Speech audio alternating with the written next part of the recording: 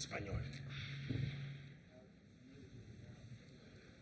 For Texas A&M, we have student athletes Wade Taylor, Anderson Garcia, Manny Obaseki. We'll now take questions for the student athletes.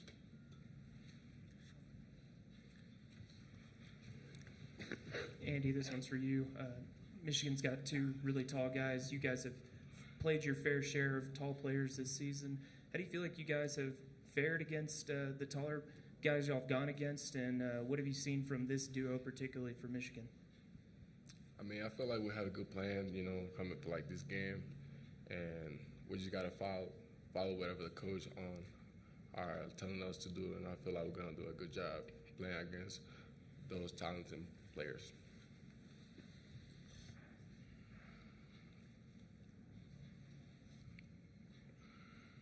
Question for whoever wants to take it.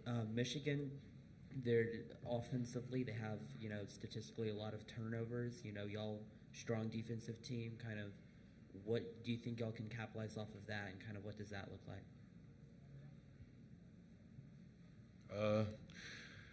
I think talking from a defensive standpoint, Dev's done a really good job with kind of like what we plan on doing. We know they turn the ball over a lot. We plan to capitalize off that, and I think it's just about our foundation, staying true to what we do, being ourselves, staying disciplined, and being really good at shrinking the floor. And I think if we do those things, we'll be just fine. Questions for Wade. Wade, obviously, Coach Williams, you guys all, big on continuity, big on rhythm, getting kind of in motion here. Get the first one done, get the first one out of the way. How's it feel to kind of just keep that momentum going and getting that first one out of the window here? Yeah, you always want to, knock the dust off pretty much. Got the first one out of our belt, so we're just trying to capitalize on getting that first win. We got that first win under the belt, and we've got the game flow under our belts, and we just trying to make sure that we come out here tomorrow and make sure that we follow the game plan and stay true to our foundation, if we come out with a win. Wade, how much discussion has there been? I mean, even going back to last year to come so close the way y'all did in the second round and, falling to a number one seed, how much has that fueled y'all this year? I would say it's a new team. It's a whole different ball game we're playing with. We've had a lot of different stories and a lot of different things that have transpired this year based off last year, but you are right, we was in position last year. I mean, if it's not talked about, it's crossed our minds, but I feel like tomorrow it's a different opponent, it's a different game. We're playing for different things now, but I think a win tomorrow would help a lot of us. Over here. This is for any of you guys. How prepared do y'all feel going into this game, even though you've really just known that you are playing Michigan today? I mean, I'm really confident. I've always been confident in this team. We have a lot of great guys, a lot of really good players, and I feel like no matter who we play against on any given night, we're ready to compete and we have a good chance at winning. So I feel like we're going to approach this game like we did Yale. It's really important that we execute on both ends better than them, and kind of stay even level throughout the level of the game, because, you know what I'm saying, it's one more game to the Sweet 16 and emotion can be high, and there's a lot of things that we want to do, they want to do as well. But if we just stay true to us and continue to do what we've been doing with the same mentality, we'll be right where we want to be.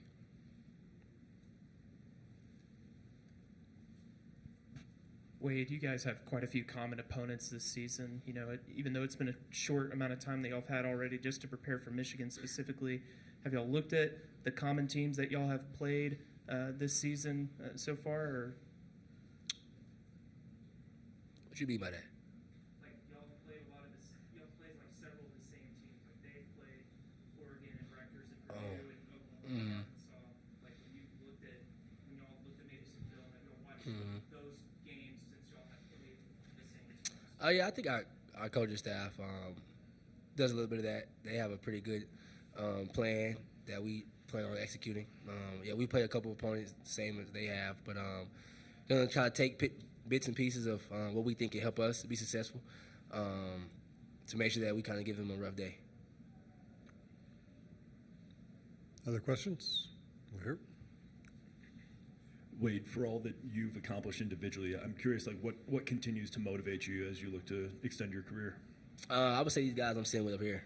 We've been through a lot, man. The team that is established right now, the coaching staff, we haven't had any changes, man. The coach has been the same. We have a lot of the same players, and we've been through a lot. We've been through the ups, the bad, the ups, the downs, the good, the bad, the ugly. We've heard it all. We've been underdogs. We've been supposedly pretty good. So we're just trying to continue to be the best we can be. I'm thankful to be a part of this team, and we have some special things that I feel like we still have a couple of things to do.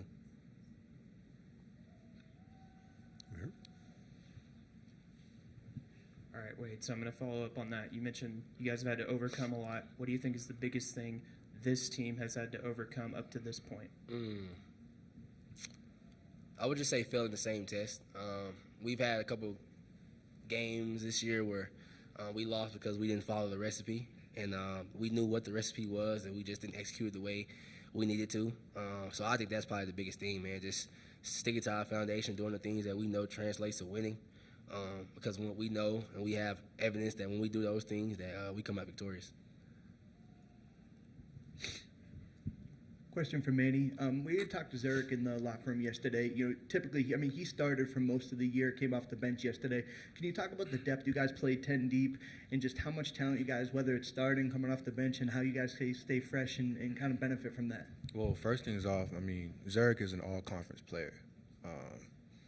And he's done a tremendous job of leading this team along with Wade throughout this whole year. I'm super happy for him. I'm happy that he's a part of this team. I'm glad that we got him. And he's a really good friend of mine as well. So it's been a joy watching him play.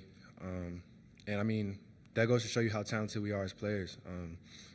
First, the work that we put in each and every single day when nobody's watching, when people are watching, and also the type of people we are. You know what I'm saying? Like, Zurich could start and play X amount of minutes, and I'm going to be happy for him no matter what the outcome is, and he can do the same for me. Same with Wade, same with Andy. You know, Henry's a really good player. I think he's the all-time leading offensive rebounder in school history. So, I mean, that goes to show you. And then Payne just had a career night last night, you know what I'm saying? And you just never know who's going to come out and show out and do their thing. And that's what makes it so dangerous. Anything else? Okay, we'll dismiss the athletes at this time. Thank you, man.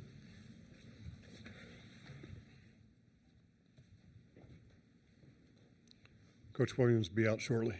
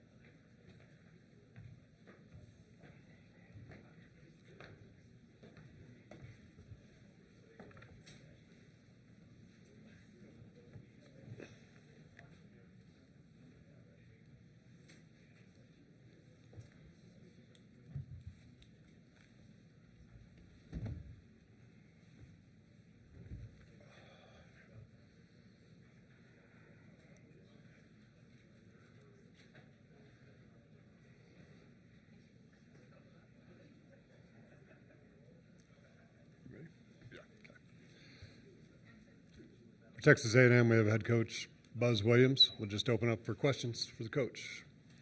Right here. Yeah. Hey there, Buzz. No, it's clearly a quick turnaround, but initial thoughts on Michigan, some of the matchup problems that you guys may present for them, they may present for you. Yeah, we've enjoyed studying them.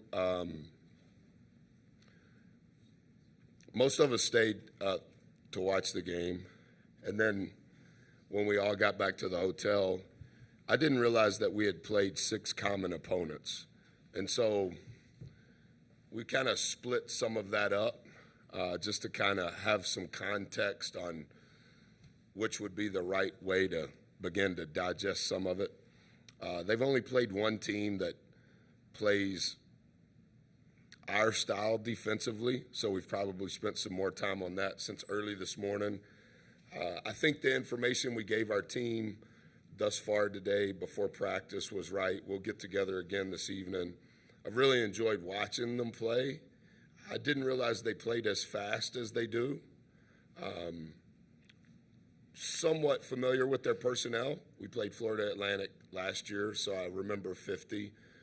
We played Auburn last year, so I remember 3. And then in studying Yale, I remember number 1. Obviously, he was in a different uniform, as were the other 2. And then number 11, we played Ohio State last year. So there was a little bit of commonality in opponent. And then specific to their personnel, a lot of our returning players kind of knew bits and pieces of some of their stuff. Obviously, Coach is a genius. He's had an unbelievable start to what will end up being a Hall of Fame career. He represents all that's right about college athletics. And so the notoriety he's deserving of, I think a lot of it comes from what they do offensively. And just from studying him prior to Florida Atlantic and then listening to all the podcasts that he does and things of that nature, you can tell there's a lot of uniqueness in how they play. There's some FIBA, there's some European sort of stuff. And then in how he has comprised his first roster at Michigan, you can see the influence of how he would like to play. And obviously, I think they've done a great job thus far. Over here. Coach, you touched on it a little, but I did want to ask, playing Florida Atlantic last year, is there anything from that matchup you're taking away? Anything from, having coached against Coach May last year and, on that front? Yeah, Ian, I haven't finished that to be able to answer it conclusively. Every team we play, I have a notebook on with all of the things that we do and prep. So I have that notebook in the hotel. I don't know how much of it will translate. I remember the game. Boots. I went to the hospital with Boots immediately after the game. Obviously, Henry got hurt, didn't play the next day. So I remember the game. Obviously, there's players on that team that are in the SEC. So I remember parts of it. I can't say, Ian, if what they did at Florida Atlantic is what they're doing now. Obviously, 50 was there. I do think that how they utilize 50 is the same, but I don't know that it's their exact style on either end. I'll be able to know a little bit tomorrow. I kind of have saved that for this evening to see how much it correlates. Right here. Hey, Buzz. Chase was pretty open last night about some of the criticism that he has faced this season. I'm just curious how you've seen him persevere this year and, the way he's been able to move forward to then have a game like he did last night. Yeah, it's been a topic that has been more prevalent than ever in my career. I didn't know he said it, but I have spent more time with our players on the reaction of others than I ever have. And I think that that's probably what comes with this now. The opinion of others seems to influence so much of decision making. And similar to what I said yesterday, Alex, I want to make sure that what I do behind closed doors matters for their life. And I want to make sure that what I do publicly is also appropriate, but not turn into an emotional diatribe. And so I've tried to handle that right with Jace's dad, Jace's mom, but just so that you don't think that it's Jace, that conversation has happened with multiple players within our organization multiple times. And similar to the question from Eric from 2 days ago, I think that's part of the skill set required now. That's why I've kind of quit social media, just because of the things that were coming towards me. It's just dangerous. But I think when you're 22 and you've grown up with a screen, you can't tell them don't look, but you have to try to find ways to educate them on how to handle it. I think the thing that bothers our group and all groups is when it's coming from what they think are on the inside. I think that's where their heart posture changes. Like, I thought they were cheering for us. And I've had 2 conversations about it today on what happened last night. And I think because we've tried to handle it in a very open way, our guys feel comfortable talking to me about it. And I just transparently, in the conversation, I try to discern what I believe is right if my children were saying it to me, because it's just part of it. Right here in the middle. Buzz, I imagine you're not always saying the opposing coach is a future Hall of Famer. What makes you, if you could explain a little bit more? Well, I love studying coaches, not just basketball coaches, any coaches. I think last night was Coach's 5th NCAA tournament win. Obviously won 4 at Florida Atlantic, and his 5th one was last night. I'm familiar with his time at Louisiana Tech as an assistant with Coach Wyatt, obviously an assistant for Coach White at Florida. So I just love coaches. And I think at his age, for him to have a brand premier job like Michigan, I think it sets you up, particularly in the industry the way that it is now, to have that level of job at that age with those level of resources. And I also think that he has the skill set and the appropriate demeanor to be able to handle all of the ever-changing things that the industry has brought. And he's young enough in his career and has the energy on those things he can't control. But I also think that from a tactical standpoint, his style of play is so unique that they'll be able to create a roster on an annual basis that'll be able to play in a way that, just like he had this year, success, 14-6 in the Big Ten, it's really, really good. And I don't use those words flippantly. Over here. Buzz, I'm curious, on or off the court, what's been your favorite thing about having a guy like Wade in the program for the last 4 years? First of all, I would say that he's been in the program for 4 years. And I've said this to our local group a lot. I think what has happened with our group, I understand the numbers behind it. What's happened with our group, I don't know that it'll happen anymore. To have such a large contingent of experience returning year after year after year. And I think the relationship depth with his father, with his mother, with both aunts, with both grandmothers, with his sister, a part of that is just from the tenure that we've been together, not necessarily from his success. And I just don't, Henry, Andy, H. I think tomorrow H will have played in more games than any player in the history of Texas A&M. And so when you look at historically, individually, what many of our guys have done, Henry's the all-time offensive rebound leader. H has played in more games. Four's broken nearly every record that has to do with scoring, including being the leading scorer in school history and in SEC tournament history. That we're playing in our. This is the first time in 15 years that Texas A&M has won back-to-back games in the NCAA tournament. It's only the second time in 113 years that Texas A&M has played in at least 3 consecutive NCAA tournaments. And I think 4 is a part of a lot of the records, but I think the duration of his time and the depth of the relationship with his teammates, with his staff, I think in Four's tenure here, we've had one staff change. One of our administrative assistants is now an associate AD at the University of Tulsa. He's actually here just because he feels so connected. So I think the continuity of the staff and the team, with Four being at the beginning of that, along with Mo, that recruiting class is just, I think it's a rarity. Right here.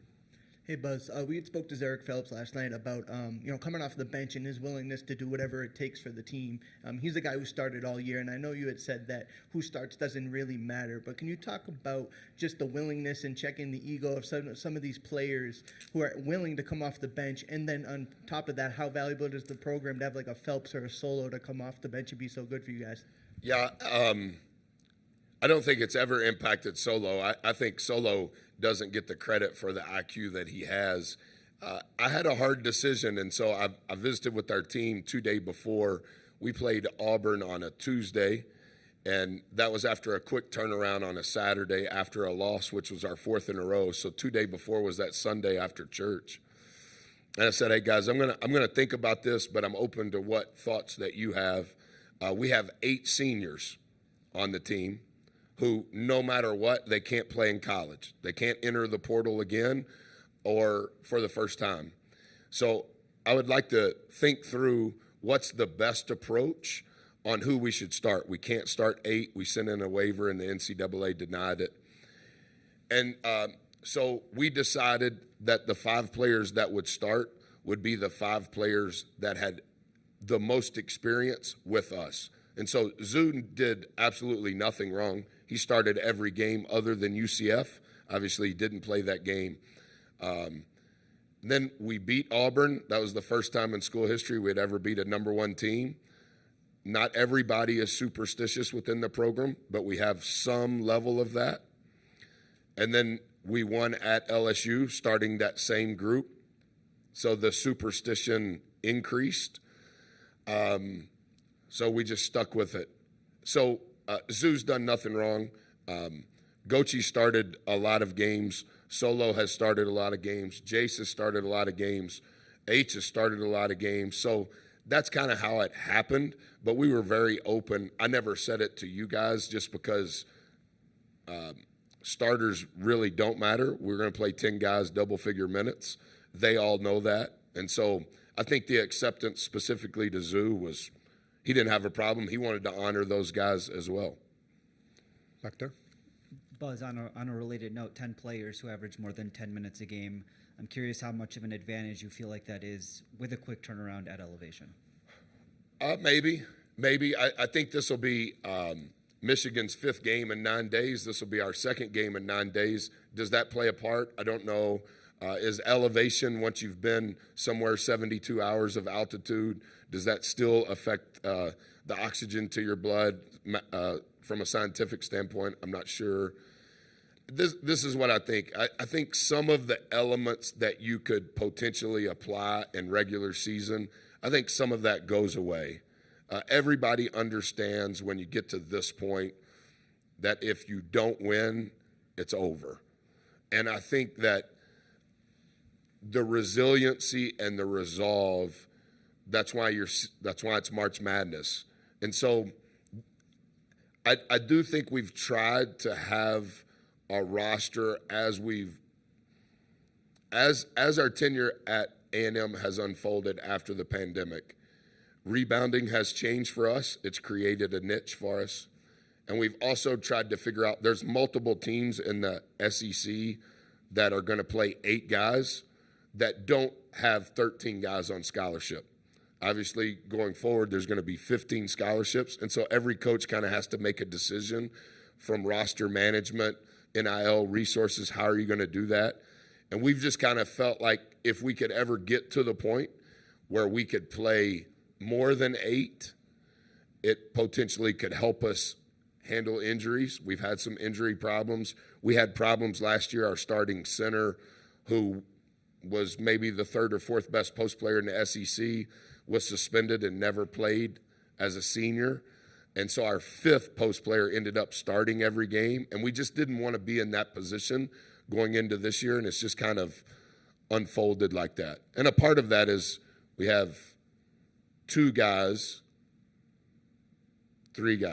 We have 3 guys still using their COVID eligibility, and obviously a year from now, that's gone for everybody. Right here. Luke Evans, Denver Post. Buzz, you touched on the House settlement yesterday, revenue sharing obviously probably coming to collegiate athletics. You also know the mid-major world well, coached at Colorado State. They just won. But do you sense Go Rams? Do you sense the revenue sharing with kind of the budgetary constraints that mid-major schools often are under as compared to kind of power programs?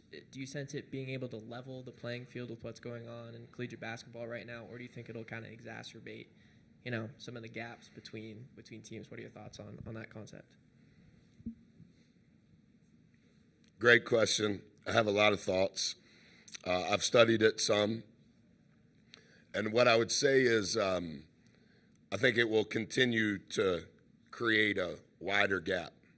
And then I also think what most people are not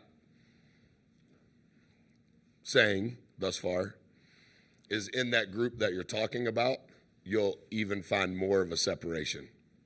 And you're starting to see coaches over the last 3 days that are probably explaining their situation a little bit more and more. Because what ends up happening is there has always been NIL. Before you were born, there was NIL. They just didn't call it NIL. But now, NIL is legal. And so you're going to see programs that win, and you go, how did they do that? And some of the programs that have always had success, who don't achieve that level of success, there'll be a lot of pointing fingers on what happened. And it's because a lot of things that are happening are not public. And all of us have some level of ego, and we want to try to explain what's happening. But I think you'll continue to see separation even in the group that you don't think that you're going to see separation in. And I'm not sure where the leaders in all of this are going to decide, but I don't know that what we think this is about to be, I'm not sure that that's what it's going to be even 5 years from now. I think it's going to continue to separate. That's based only on what I know, and that's just the opinion of the smart people that I listen to. But not all of those smart people have a vote at the table on how this is going to play out. Last question, right here. Hey, Buzz, you mentioned the common opponents earlier. I'm just curious, with such a short turnaround, how much does it help to maybe have that as a starting point when you just have such little time to prepare maybe? Yeah, no, Coach May hasn't slept since they played, and no coach has slept. I think I was caught off guard when I got back to the hotel that I knew we had played a lot of Big Ten opponents, but I didn't know that they had also played SEC opponents. I didn't know it was going to be 6 teams. So I thought it was the right place to start, just to have a foundation. Their style of play is very unique. Not just the pace, not just the volume of threes, but how they score. The 2 tallest guys on the team shoot over 50% of their free throws. You rarely ever see that. They have 3 guys that in the last 5 games have shot over 50% of their balls. And so, there's a lot of things that you're trying to digest to try to see if there's trends, not only in the common opponents, but in the last 5 games, in league play. So I thought it was the best place to start. But a lot of those games were early. And so I would say we spent 3 hours on that, and then we're trying to get to the next thing because we've got to make sure that what we give our guys is appropriate. And we're going to meet with our guys again at 7 on what we call 1 day before. This morning we did 2 day before. And so we've got a little bit more work to do to make sure we're giving them the right information tonight. Okay, thank you for your time, Coach.